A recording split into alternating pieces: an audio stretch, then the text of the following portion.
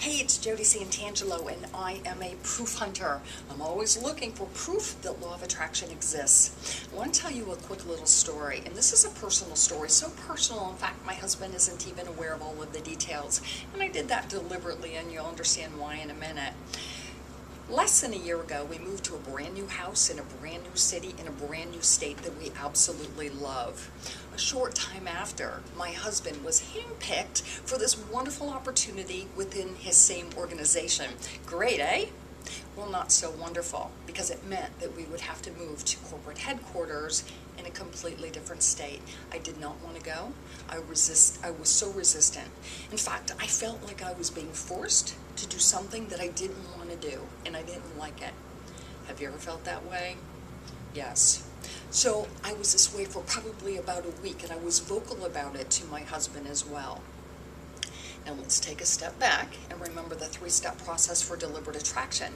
Step number one, identify my desire. Step number two, send the vibration of the way I want it to be, or get into the energy of what I want. And step number three, I needed to allow it.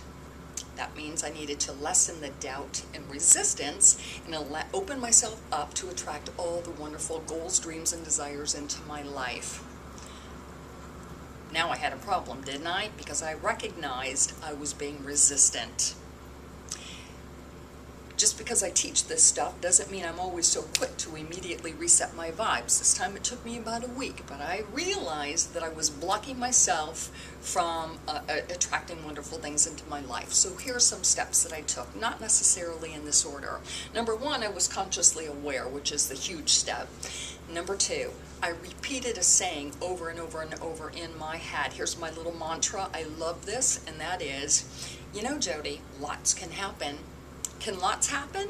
Absolutely. Think of times in your life. I mean, circumstances can just change on a dime, can't they? Yeah, lots can happen. The other thing I did was I did not get on the phone and call all of my friends and complain that I was going to have to move to a place I didn't want to move to. Don't get into that energy. Number four, every time my husband would send me real estate listings of real estate in this new town, I would delete them. I didn't necessarily tell him I was deleting them, but I just deleted them.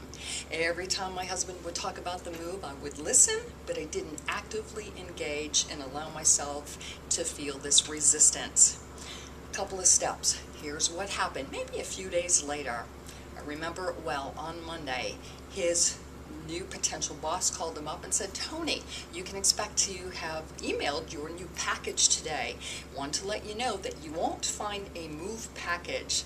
The new direction of the company is to allow employees to stay out in the field where they live rather than bottled up at headquarters.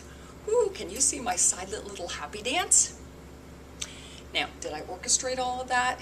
I don't know. But I do know that one person connected to this source is more powerful than many who aren't. And I understood the law of attraction process. I had to lessen my resistance.